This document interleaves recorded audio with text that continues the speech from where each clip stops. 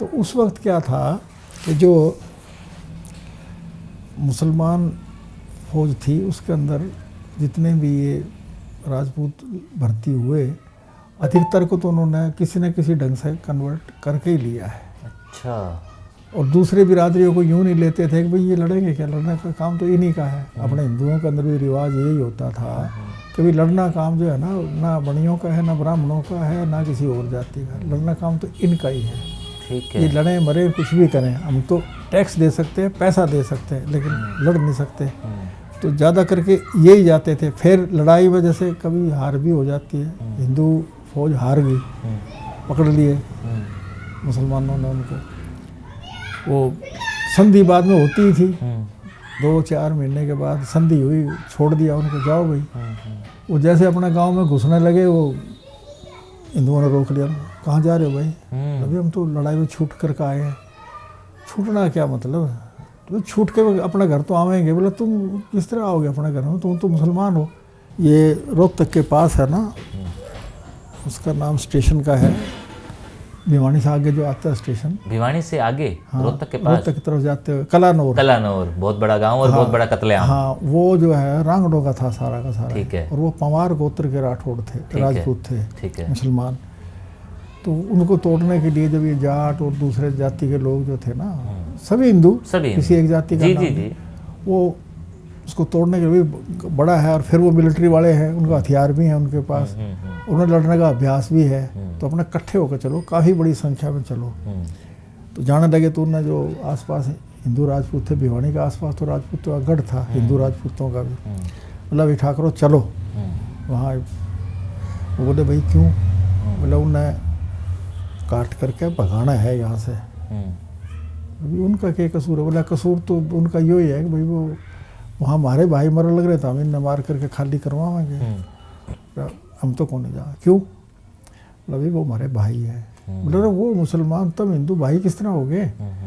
बोला धर्म के तुम्हारे अलग अलग हो गए, लेकिन भाई गोद तो हमारा एक ही है। या तंवर, भिवानी के आसपास या तो तंवर ज़्यादा थे या पंवार ज़्यादा थे। तो बोला हमारे पंवार भाई है, हम तो जावे कौन। बोला अच्छा कोई नहीं, पहले चलो रे, उसने तोड़ दिया वहाँ कलानौर ने, वापसी में भी देखांगे। ठीक है। मैं देख लियो भाई। आपने कहा कयाम खानी, मैं कहता हूँ कायम खानी। मेरे को कुछ, क्योंकि ये और कुछ है खयाम खानी, मतलब ये क्या एक्चुअली क्या है? क्योंकि मैंने कुछ खयाम, कुछ कायम। भूप सिंह जी के साथ जब भी बैठना होता है तो लगता है कि वक्त थोड़ा है, क्यों ना इसे कैद कर लिया जाए। उनके पास खजाना ही इतना है, हर कोई उसे लूटना चाहता है, और मैं शायद पहले नंबर पर हूँ, मतलब मैं बड़ा लुटेरा हूँ। तो ये वाली गुफ्तगू कहीं से कहीं आ पहुँची है, लेकिन है बड़े काम की। अब वो सुन लीजिए, वीडियो के एंड में बताऊँगा कि मैं आखिरकार यहाँ कैसे पहुँचा।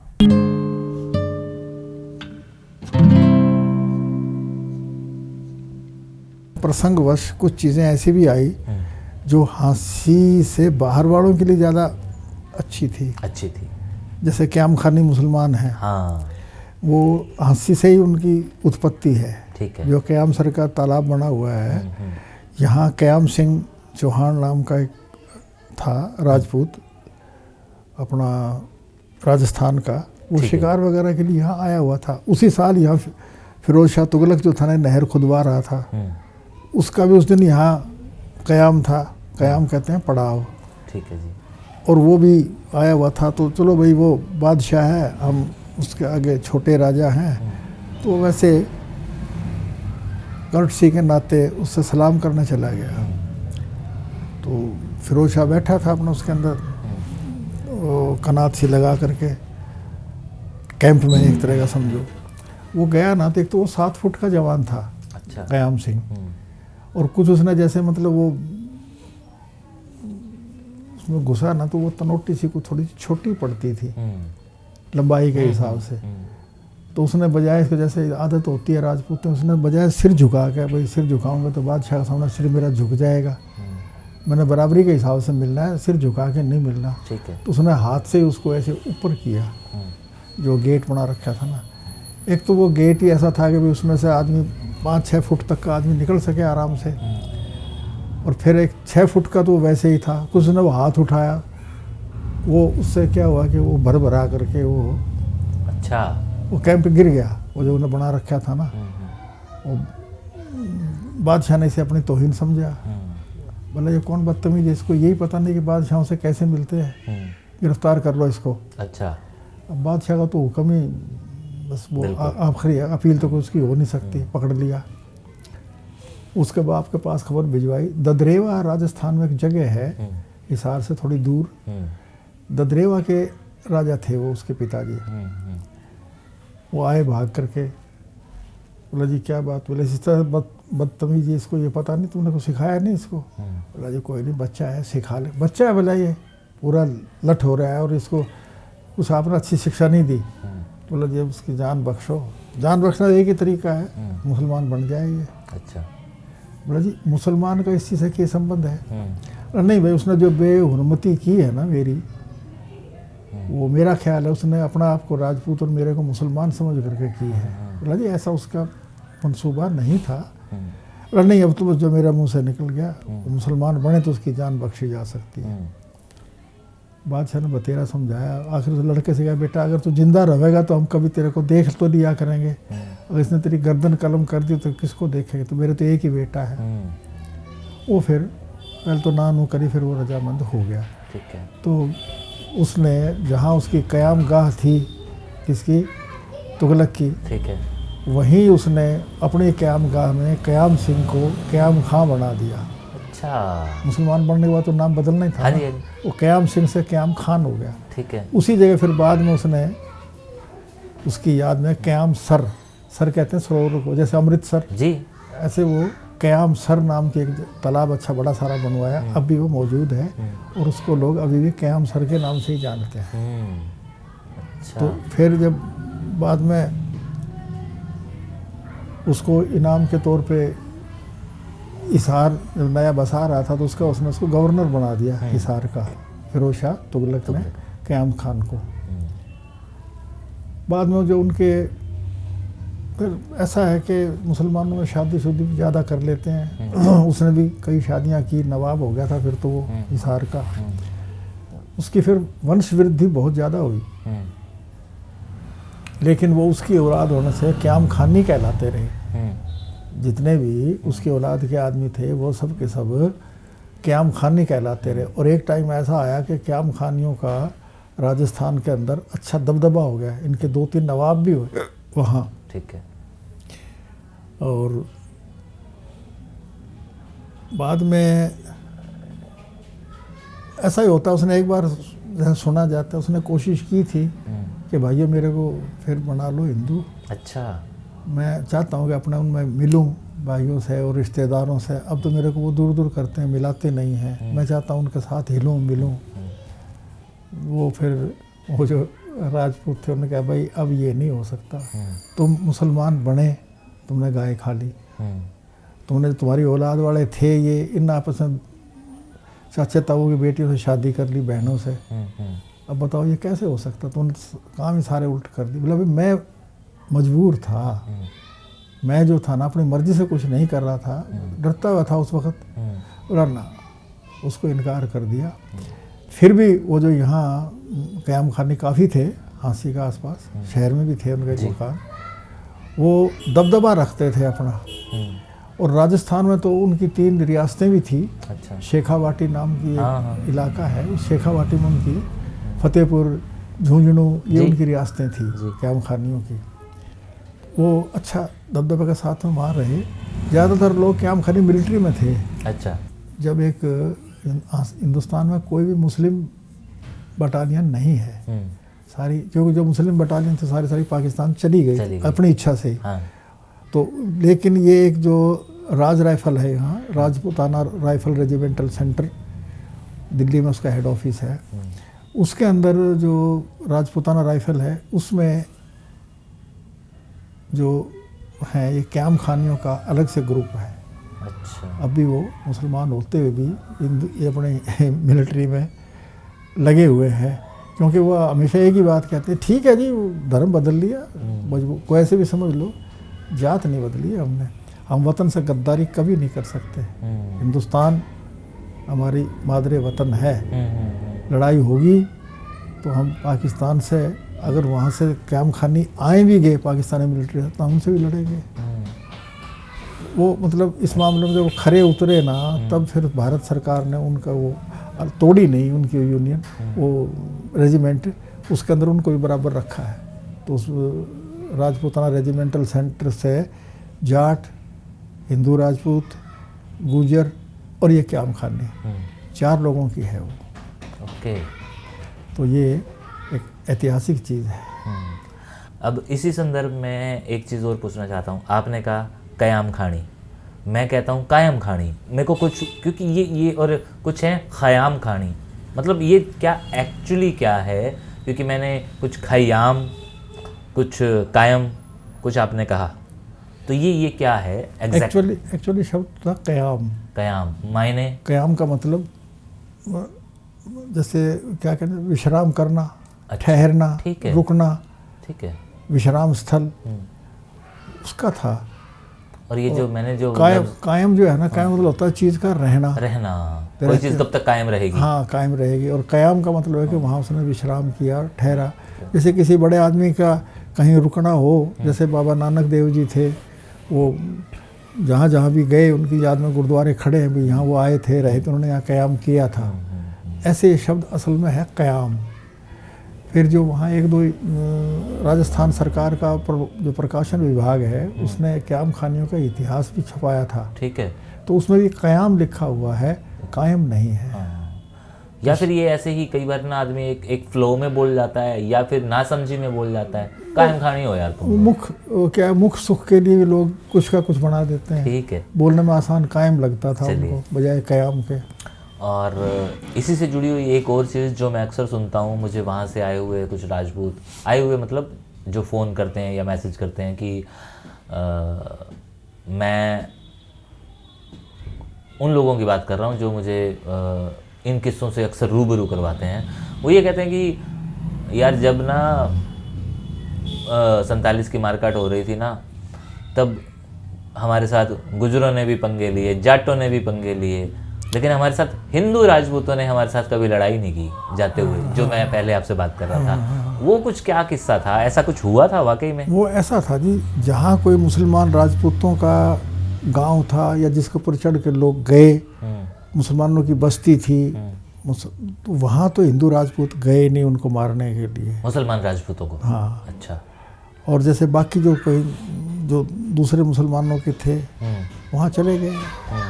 तो ऐसा भी कुछ हुआ था कि गांव के जो दूसरी जातें थी, इन लोगों ने उनको ये भी कहा था कि तुम क्यों नहीं चल रहे, या तुम भी हमारे साथ चलो, तो उन्होंने कुछ ऐसा जवाब दिया था? ऐसा मेरे सुनने में आता है कि ऐसा जवाब दिया था कि नहीं, हम नहीं जा सकते क्योंकि वो हमारे भाई हैं।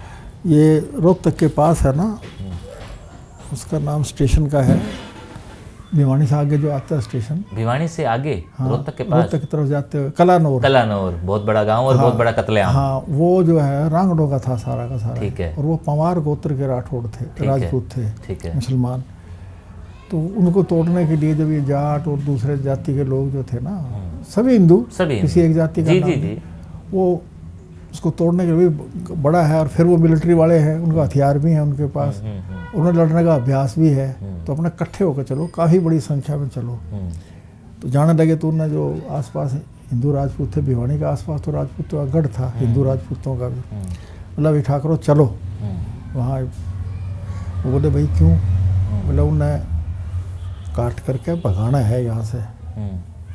अभी उनका क्या कसूर है? बोला कसूर तो उनका यही है कि भाई वो वहाँ हमारे भाई मरने लग रहे थे, हम इन्हें मार करके खाली करवाएंगे, हम तो कौन नहीं जा। क्यों? बोला भाई वो हमारे भाई है। बोला वो मुसलमान तुम हिंदू, भाई किस तरह हो गए? बोला धर्म के तुम्हारे अलग अलग हो गए, लेकिन भाई गोद तुम्हारा एक ही है। या तंवर, भिवानी के आसपास या तो तंवर ज़्यादा थे या पंवार ज़्यादा थे। तो बोला हमारे पंवार भाई है, हम तो जावे को नहीं। बोला अच्छा कोई नहीं, पहले चलो रे, उसने तोड़ दिया वहाँ कलानौर ने, वापसी में भी देखांगे। ठीक है, मैं देख लियो भाई।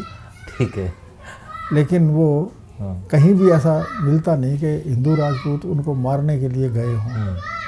ये फैक्ट है। ठीक है। हमारे यहाँ पर हिंदू राजपूतों की जनसंख्या उस दौर में ज़्यादा थी या मुसलमान राजपूतों की जनसंख्या? मुसलमान राजपूत ज़्यादा थे, हिंदू राजपूत थोड़े थे हरियाणा में। हरियाणा में, मैं हरियाणा की ही बात कर रहा हूँ। हाँ। तो आप खुद एक राजपूत परिवार से हैं, तो इसका मतलब ये हुआ कि किसी दौर में कन्वर्ट ज़्यादा हो गए थे इसीलिए, या क्या, कैसे इतनी जनसंख्या हो कैसे गई? कन्वर्टेशन की वजह से था। कन्वर्टेशन की वजह से, क्योंकि ऐसा था जब मुग़ल या जो भी मतलब मुसलमान नॉन राजपूत मुसलमान जितने भी थे ना, जैसे उनकी फ़ौज जितनी भी थी, मुग़ल फ़ौज के अंदर भी देख लो, सबसे ज़्यादा राजपूत थे। अच्छा, जिस से झगड़ा हो, लड़ाई हो, उस बिरादरी को अपनी फ़ौज में कौन लेगा जी? बड़ा वो तो खतरा का काम है। तो उस वक्त क्या था कि जो मुसलमान फ़ौज थी उसके अंदर जितने भी ये राजपूत भर्ती हुए, अधिकतर को तो उन्होंने किसी न किसी ढंग से कन्वर्ट करके ही लिया है। अच्छा। और दूसरे बिरादरियों को यूँ नहीं लेते थे कि भाई ये लड़ेंगे क्या, लड़ने का काम तो इन्हीं का है। अपने हिंदुओं के अंदर भी रिवाज यही होता था कि भाई लड़ना काम जो है ना बनियों का है, ना ब्राह्मणों का है, ना किसी और जाति का, लड़ना काम तो इनका ही है। ठीक है। ये लड़ें मरे कुछ भी करें, हम तो टैक्स दे सकते हैं, पैसा दे सकते हैं, लेकिन लड़ नहीं सकते। तो ज़्यादा करके यही जाते थे। फिर लड़ाई वजह से कभी हार भी हो जाती है, हिंदू फौज हार गई, पकड़ लिए मुसलमानों ने उनको। वो संधि बाद में होती ही थी, 2-4 महीने के बाद संधि हुई, छोड़ दिया उनको, जाओ भाई। वो जैसे अपना गांव में घुसने लगे, वो हिंदुओं ने रोक लिया, कहाँ जा रहे हो भाई? अभी हम तो लड़ाई में छूट कर के आए हैं। छूटना क्या मतलब, तो छूट के अपना घर तो आवेंगे। बोला तुम किस तरह आओगे अपने घर में, तुम तो मुसलमान हो। नहीं हम तो हिंदू हैं भाई, ये हमारा यो मेरा भाई, चाचा, ताऊ, फलाना, ये मेरी ज़मीन है, ये मेरा मकान है। कहने से बोला कुछ नहीं होता, तुम 3 महीने वहाँ कैद रहे। हाँ, तुमने रोटी उनकी खाई भाई, और तो खाने, और हमारे को होटल थोड़े खुल रहा था वहाँ, और जिंदा भी रहना था। हाँ, तो रोटी तो उनकी खाई, तुमने उनका पानी भी पिया।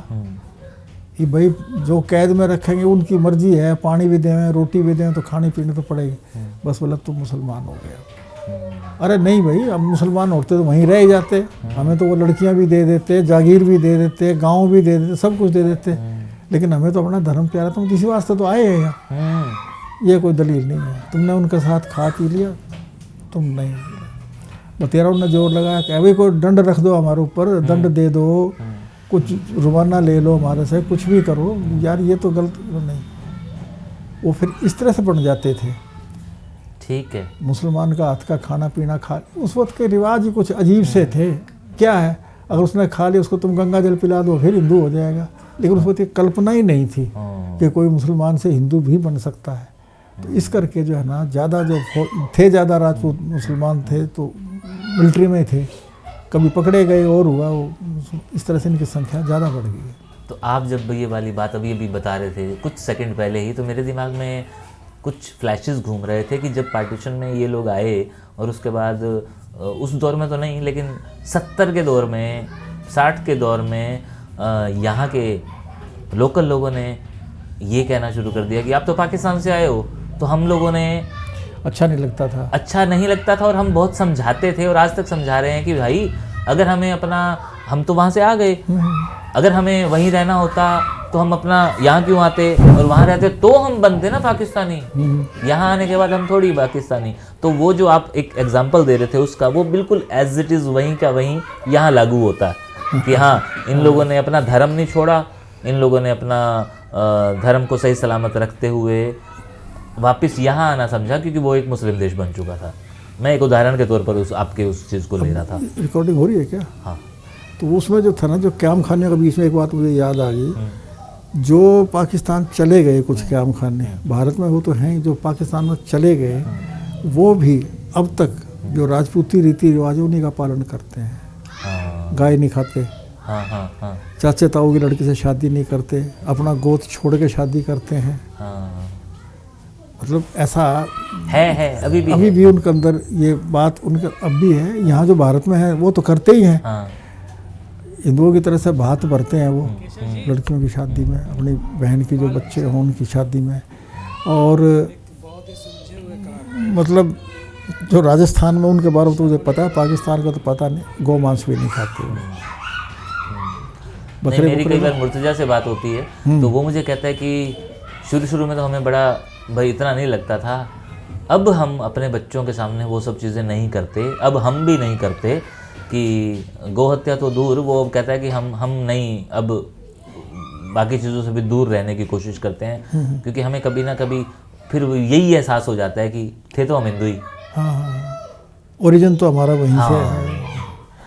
तो ये कुछ एक चीज़ें थी जो कहीं ना कहीं हिस्ट्री के हवाले से थी और आपने मुझसे शेयर की, उसके लिए धन्यवाद।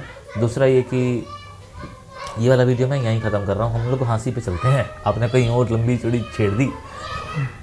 जाहिर सी बात है आपको उनकी ये वाली गुफ्तगू भी अच्छी लगी होगी, और मैं वैसे करने गया था हाँसी के बारे में, उनसे कुछ जानकारी लेने गया था, और हाँसी की बात करते करते जब इस टॉपिक पर आ गए तो मुझे लगा कि चलो इसे भी कर लिया जाए।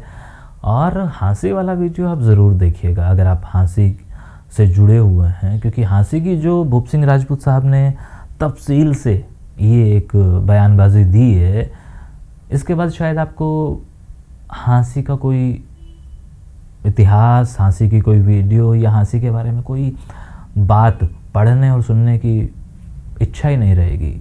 सब कुछ उसमें उन्होंने समेट लिया है। जो उन्होंने अपनी नज़रों से देखा है, जो मैंने अपनी नज़रों से देखा है, उसके बारे में वो वीडियो है।